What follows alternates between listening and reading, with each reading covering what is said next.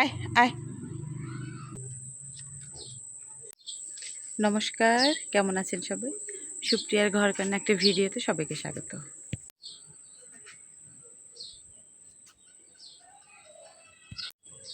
আমি বাড়ি থেকে আসছি আরও 2-3 দিন আগে। এই 2-3 দিনে নিঃশ্বাস ছাড়ার মতো মনে হয় সময় ছিল না আমার হাতে। বুঝে নিতে বাড়ি ছিলাম না 1 সপ্তাহ। সেই 1 সপ্তাহে কী অবস্থা হয়, এসে সব কাজ করতে করতে একেবারেই খারাপ অবস্থা হয়ে গেছে। রত্নাদি ছিল, উনি তো আর কাজের লোক না আমার। উনি আমার শাশুড়ির একটু, যেহেতু রান্না করে খেতে পারেন, একটু রান্না বান্না করে দিয়েছে, বাড়িতে ছিল। তারপর অনেকটাই ওনার উপর আমি ডিপেন্ড করে যাই, যেহেতু আমার শাশুড়িকে রেখে যাই। যাই হোক, ভালোর ভালো ফিরে আসছি, নিজের কাজ নিজে করতেছি, সব কিছু করে ওঠে আজকে একটু ফ্রি হয়েছি। আমাদের যে আম গাছে সব থেকে বেশি আম হয়েছে, ওই আম গাছের আম সব শেষ। এখন এদিক ওদিক যেগুলো গাছে অল্প অল্প, সব কাঠবিড়ালি খেতেছে। আমার শাশুড়ির এটা নিয়ে খুবই আপত্তি। আর ওইখানে দেখেন পুচু আছে, আর লালু যেন কোথায় গেছে। আমি আসাতে ওরা যে কি খুশি বলার মতো না। সবসময় তো ওইগুলো ভিডিওতে ক্যাপচার করা যায় না। তো এখন 2-3টা গাছে আম পাকছে, আমি একটু লাথি দিয়ে পারি এগুলো। ছোট বড় সব গাছই মোটামুটি ভালোই আম ধরছে, এতে আমাদের হয়ে যাবে। বাজারে যে আমগুলো কিনে আনি সেগুলোর থেকে এগুলো 1000 গুণে ভালো। এটা নতুন গাছের আম, এটা টক হবে না মিষ্টি হবে জানি না।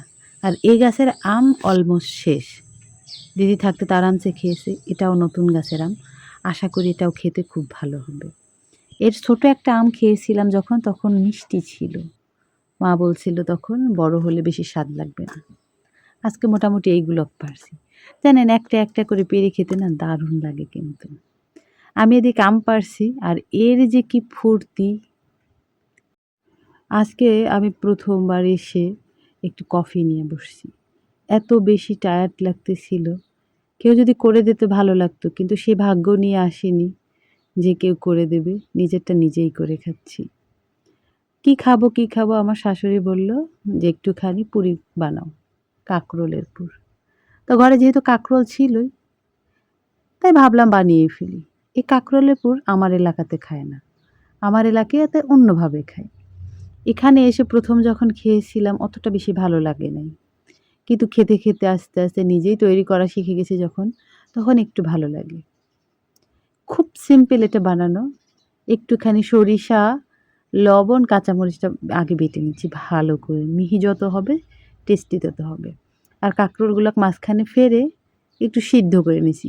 এই 80% সিদ্ধ হয়ে যাবে, কারণ এরপরে তো আবার ফ্রাই করতে হবে, সেই ফ্রাইয়ে যাতে বাকিটা সিদ্ধ হয়ে যায়। এই কাঁকরোল যখন সিদ্ধ হয় খুব সুন্দর একটা গন্ধ বের হয়। আমার দাদা এখন এটাকে খুব পছন্দ করে, আমাদের ওখানে তো হয় না। গতকালকেও বানিয়েছিলাম কাঁকরোলের পুর, তার মধ্যে দিছিলাম একটুখানি টক দই আর একটু নারকেল বাটা। সেটা খেতে দুর্দান্ত হয়েছিল। আমি ভাবি নাই এতটাও ভালো লাগবে, রেকর্ড করা হয় নাই, কোনো একদিন অবশ্যই শেয়ার করব। আমার শাশুড়ি, উনি যে খাবারগুলো রেগুলার বেসিসে খেয়ে এসেছে, এর বাহিরে উনি তেমন কিছু খেতে চায় না, ওনার কাছে ভালো লাগে না। কিন্তু ওই আমি হঠাৎ হঠাৎ কিছু কিছু উদ্ভাট কাজ করে ফেলি, সেটা আবার ওনার ভালো লাগে। যে দানাগুলো বের করছি, ওটা বের করে ওই যে যে ভর্তাটা বানালাম সরিষার, ওটার সাথে মিশিয়ে নিয়েছি। কাঁচামরিচে একদমই ঝাল নাই, তার জন্য একটুখানি শুকনো মরিচের গুঁড়ো দিয়ে দিলাম। আর ভালো একটা ফ্লেভার যাতে আসে তার জন্য দিলাম সরিষার তেল। ব্যাস, সুন্দর করে মিশিয়ে কাঁকরোলের যে বাটিগুলো হয়েছে ওর মাঝখানে ভরে দিলাম সুন্দর করে। যত বেশি পুর হবে, ভিতরে এই মশলাটা হবে, তত খেতেও কিন্তু দারুণ লাগে। এবার বাড়ি গিয়ে একদিন আমার মাকে বানিয়ে খাইয়েছিলাম। আমার মা তো একটু ভর্তা ভাজা পোড়া খেতে পছন্দ করে, আমার শাশুড়ির মতোই। আর বাড়িতে ছিল সব বৌদিরা, তাদেরও খুব পছন্দ হয়েছে। কড়াইতে তেল গরম করে দিছি, আমি মাত্র আজকে 4টা ভাজবো। ওই যে বললাম যে গতকালকেও আমি করছিলাম কারকোলের পুর, সেখানেই এই ব্যাটারটুক ছিল, সেটা আমি ফ্রিজে রেখে দিয়েছিলাম। ফ্রিজে রাখা থাকলে হয় কি, যে কোনো সময় একটুখানি ব্যাটার গুলে চটপট ভেজেই খাওয়া যায়। এটা কিন্তু খালি খেতেও ভালো লাগে আমার কাছে। আজকে শুধুমাত্র মা আর ছেলের জন্যই ভাজি করব, আমি খাবো না।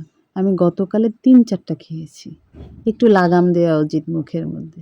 এটা খেতে এত ভালো হয়, এর ফ্লেভার এত ভালো থাকে, নিজের অজান্তেই না খেয়ে ফেলি কখন যেন। আস্তে জাল দিয়ে মচমচে করে ভাজি করে নিতে হয়, তাহলে ভিতরটা খুব সুন্দরভাবে রান্না হয়, বাহিরটা মুচমুচে হয়। আমার শাশুড়ি এই একটা বড়া দিয়েই না পুরো ভাতটা খেয়ে ফেলতে পারে, উনি এত বেশি পছন্দ করে। সারা জীবন তো উনি রান্নাবান্না করে খেয়েছে, আমি নতুন যোগ হয়েছি। আজকে রান্না করছি বরবটি দিয়ে, আলু দিয়ে, শুটকি দিয়ে। অনেকগুলি বরবটি ছিল, তো একটু একটা সদ্গতি করতে হবে। বরবটির আর কি রেসিপি করব বলেন, তার জন্য আমার শাশুড়ির পছন্দের শুটকি মাছ দিয়ে করলাম, তাহলে উনি অনেক ভালো খাবে তৃপ্তি করে। মা ছেলে দুজনেই বসে গেছে, হঠাৎ করে বাইরে ঝুমঝুম বৃষ্টি আসলো। বৃষ্টির দিনে ভাজা পোড়া খেতে কিন্তু মোটামুটি ভালোই লাগে সবার। কাকা দিয়ে গেছিল অনেকগুলো দুধ, সেটা আমি জাল করে ফ্রিজে রেখে দিয়েছিলাম। ফ্রিজে রেখে দিলে সরটা অনেক মোটা হয়।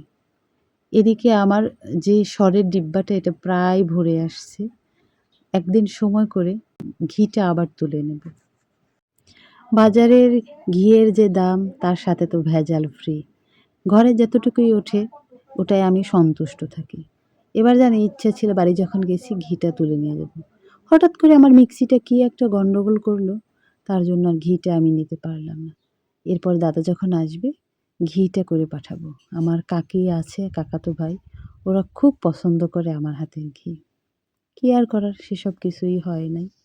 ঘরে আছে অনেকগুলো ড্রাগন ফল, কেউই খায় না, বাধ্য হয়ে আমাকেই এইসব খেতে হয়। আমার শাশুড়ি অত বেশি পছন্দ করে না, এটার রং লাল বিদায়। যাই হোক, কি আর করার, আমি এটাকে সাবার করছি। চলুন তাহলে ভিডিওটা আজকের মতো এখানেই শেষ করছি। ভালো থাকবেন সবাই, সুস্থ থাকবেন।